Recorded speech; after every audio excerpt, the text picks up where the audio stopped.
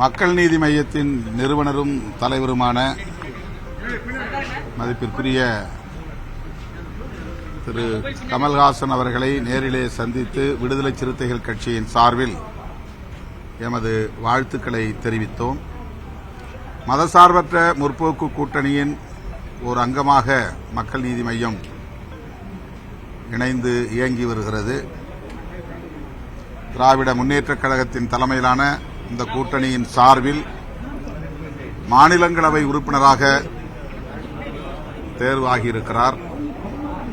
வருகிற ஜூலை 25ஆம் தேதி மாநிலங்களவையில் அவர் பதவியேற்க இருக்கிறார். அந்த வகையில் அவரை மகிழ்ச்சியோடு நாங்கள் வரவேற்கவும் வாழ்த்தவும் கடமைப்பட்டிருக்கிறோம். உலக நாட்கள் அவர் அயல் நாடுகளில் பயணத்தில் இருந்தார். அயல்நாட்டு பயணம் முடிந்து திரும்பிய நிலையில் அவரை நேரிலே சந்தித்து அவருக்கு விடுதலை சிறுத்தைகள் கட்சியின் சார்பில் எமது வாழ்த்துக்களை தெரிவித்ததோடு வருகிற ஆகஸ்ட் 17 என்னுடைய பிறந்த நாளை ஒட்டி 16ஆம் நாள் சென்னையிலே நடைபெறவுள்ள விழாவில் பங்கேற்க அழைப்பு விடுத்தோம். அதற்கு இசைவளித்திருக்கிறார். ஆகஸ்ட் 16 அன்று இரவு நடைபெறவிருக்கிற மதச்சார்பின்மை காப்போம் என்னும் கருப்பொருளில் நடைபெறவிருக்கிற நிகழ்வில் அவர் பங்கேற்று வாழ்த்துரை வழங்க இசைவளித்திருப்பது மகிழ்ச்சி அளிக்கிறது. ஒரு மரியாதை நிமித்தமான சந்திப்பாக இந்த சந்திப்பு நடந்தேறியது. 25ஆம் தேதி அவர் பதவியேற்கிறார். கன்னி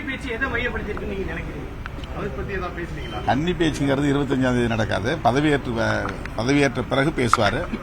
அந்த நேரத்தில் பேசுவாங்க. தமிழுக்காக, தமிழர்களுக்காக, தமிழ்நாட்டுக்காக குரல் கொடுக்கக்கூடிய பார்வை உள்ளவர். தேசிய அளவில் ஜனநாயக சக்திகளை ஒருங்கிணைக்க வேண்டும், மதச்சார்பின்மையை காப்பாற்ற வேண்டும் என்பதில் உறுதியாக இருக்கிறார். அதனால்தான் மதசார்பற்ற முற்போக்கு கூட்டணியில் ஒரு அங்கமாக இணைந்து இயங்கி வருகிறார். எனவே அந்த அடிப்படையில் தான் அவருடைய கன்னி பேச்சு அமையும் என்று நான் நம்புகிறேன்.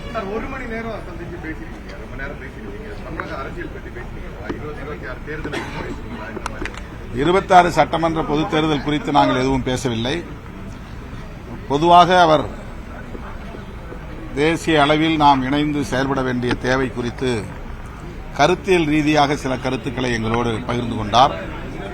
நாம் ஏன் இணைந்து இயங்க வேண்டிய தேவை இருக்கிறது என்பது குறித்து நாங்கள் பரஸ்பரம் கருத்துக்களை பகிர்ந்து கொண்டோம். தமிழ்நாட்டில் அடுத்த வருஷம் எலெக்ஷன் ஆனாலும் ரொம்ப ஏர்லியாவே இந்த முறை அரசியல்களும் சூடுபிடிக்க தொடங்கிடுச்சு, பிரச்சாரம் எல்லாம் தொடங்க ஆரம்பிச்சாங்க. இந்த 26 எலெக்ஷன் ஒரு புது எலெக்ஷன், ஒரு டஃப் எலெக்ஷனா இருக்கும்னு நீங்க பாக்குறீங்க? அந்த மாதிரியான ஒரு தோற்றம் உருவாக்கப்படுகிறது. ஆனால் அது உண்மை அல்ல.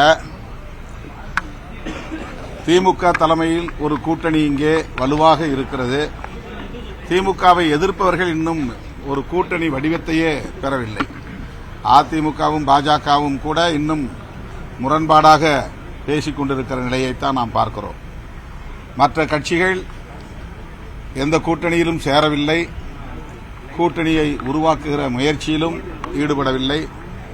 திமுகவை எதிர்க்கிற சக்திகள் சிதறி கிடக்கிறார்கள் என்பதுதான் உண்மை.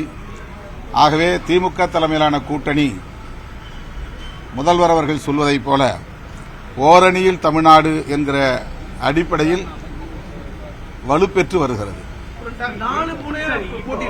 இவ்வளவு அவமானப்பட்டு ஏன் திமுக கூட்டணியில் இருக்கீங்க அப்படின்னு எதிர்கட்சி தலைவர் விமர்சனம் வைக்கிறார்.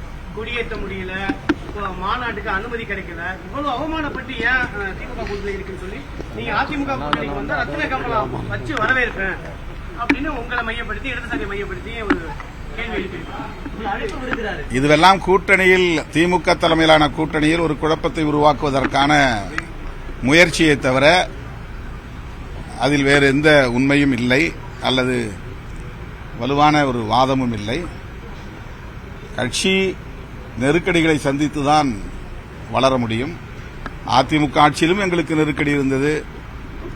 அதுபோல ஒவ்வொரு காலகட்டத்திலும் நெருக்கடிகளை சந்தித்து அங்குலம் அங்குலமாக நாங்கள் எங்களை வலுப்படுத்தி வந்திருக்கிறோம். இன்றைக்கு ஒரு அங்கீகாரத்தையும் பெற்றிருக்கிறோம். இதை பொதுவெளியில் நாங்கள் சொல்லுவதால் அவமானப்படுகிறோம் என்பதை போன்ற ஒரு தோற்றத்தை அவர்கள் ஏற்படுத்த முயற்சிக்கிறார்கள். அது உண்மை அல்ல. சார், ஒருவேளை நீங்க அவங்க எல்லாம் சொல்ற மாதிரி நீங்க ஒரு இலக்கு சீட்டை கேக்குறீங்க, திமுக தரல, நிர்பந்திக்குது, நீங்க வேற வழி இல்ல, நீங்க இதான் இருந்தாகணும், கொடுக்குற சீட்டை வாங்கிட்டு நீங்க போட்டி போடுவீங்களா? இது ரொம்ப யூகமான ஒரு கேள்வி. இந்த யூகமான கேள்விக்கு நான் மீண்டும் யூகமான ஒரு பதிலை சொல்ல முடியாது. நாங்கள் எல்லோரும் சேர்ந்து உருவாக்கிய கூட்டணி மதசார்பற்ற முற்போக்கு கூட்டணி. அந்த கூட்டணியை வலுப்பெறச் செய்வதும் அதை வெற்றி பெறச் செய்வதும் எங்களுக்கான பொறுப்பு. அது திமுகவுக்கு மட்டுமுள்ள பொறுப்பு அல்ல. திமுக கூட்டணியில் அங்கம் வகிக்கக்கூடிய ஒவ்வொரு கட்சிக்கும் மக்கள் நீதி மய்யம் உட்பட அந்த கூட்டணியை வெற்றி பெற வைக்க வேண்டியது எங்கள் பொறுப்பு. எங்களுக்கு இடையிலே எத்தனை தொகுதிகளை பகிர்ந்து கொள்கிறோம் என்பது எங்களுக்கு இடையிலான பேச்சுவார்த்தையில் அது முடிவாகும். அது சுமூகமான முடிவாகத்தான் இருக்கும். திமுக தலைமையான கூட்டணிக்கும் அதிமுக தலைமையான கூட்டணிக்கும் தான் அந்த 26 தேர்தலில் போட்டி அப்படின்னு சொல்றாங்க. அதே நேரத்தில் இந்த ஒரு அங்கீகாரம் பெற்ற ஒரு கட்சியை நெக்லெக்ட் பண்ணிட முடியுமா நாம் தமிழர் அல்லது ஒரு விஜய் ஒரு ஃபேக்டர் பூசா வராங்க? தேர்தல் ஒவ்வொருத்தரும் ஒவ்வொரு சக்தியை பெற்றிருந்தாலும் கூட தேர்தல் போட்டி என்பது இருதுருவ போட்டியாகத்தான் இதுவரையில் நடந்திருக்கிறது. இந்த தேர்தலும் அப்படித்தான் நடக்கும். மூன்றாவது அணி என்பது தமிழ்நாட்டிலும் சரி தேசிய அளவிலும் சரி எடுபட்டதில்லை. அது பெரிய அளவிலே தாக்கத்தை ஏற்படுத்தியதில்லை. அப்படி இதுவரையில் வரலாறு இல்லை. உருவாக்கப்பட்டிருக்கிறது, ஆனால் அது பெரிய தாக்கத்தை ஏற்படுத்தியதில்லை. இந்த தேர்தலிலும் அப்படித்தான். மக்களை பொறுத்தவரையில் இதுவா அதுவா என்று தீர்மானிக்கிற ஒரு உளவியலில் தான் இருக்கிறார்கள். ஆக திமுக தலைமையிலான கூட்டணியா அதிமுக தலைமையிலான கூட்டணியா என்றுதான் இந்த தேர்தலும் நடக்குமே தவிர அதை தாண்டி உருவாகிற எந்த கூட்டணியும் தமிழக அரசியலில் பெரிய தாக்கத்தை ஏற்படுத்த முடியாது என்பது கடந்த கால அனுபவங்களில் இருந்து சொல்லுகிற கருத்து. பாமக நிறுவனர் ராமதாஸ் தலைமையில் நடந்த செயற்குழு கூட்டத்தில் திமுகவுக்கு எதிராக எந்த தீர்மானமும் நிறைவேற்றவே இல்லை. அவங்க திமுகவை நோக்கி வர்ற மாதிரி ஒரு சமிக்கை இருக்குது. ஒருவேளை திமுக கூட்டணி இதுவும் ஒரு யூகமான கேள்வி. திரும்ப திரும்ப இந்த மாதிரி சலித்து போன புளித்து போன கேள்வியை கேட்க வேண்டாம். யூகமான கேள்விகளுக்கு யூகமாக என்னால் பதில் சொல்ல முடியாது.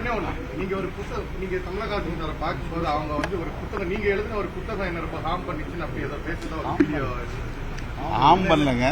அந்த தாக்கத்தை ஏற்படுத்தி ஒரு கருத்து அண்ணனுடைய புத்தகங்கள் பெரிய தாக்கத்தை உருவாக்கி இருக்கிறது, நல்ல விளைவுகளை உண்டு பண்ணிருக்குன்னு தான் சொல்லியிருக்காங்க. பாசிட்டிவா சொன்னார். நல்ல விளைவுகளை உண்டு பண்ணியதா தான் சொல்லியிருக்காங்க.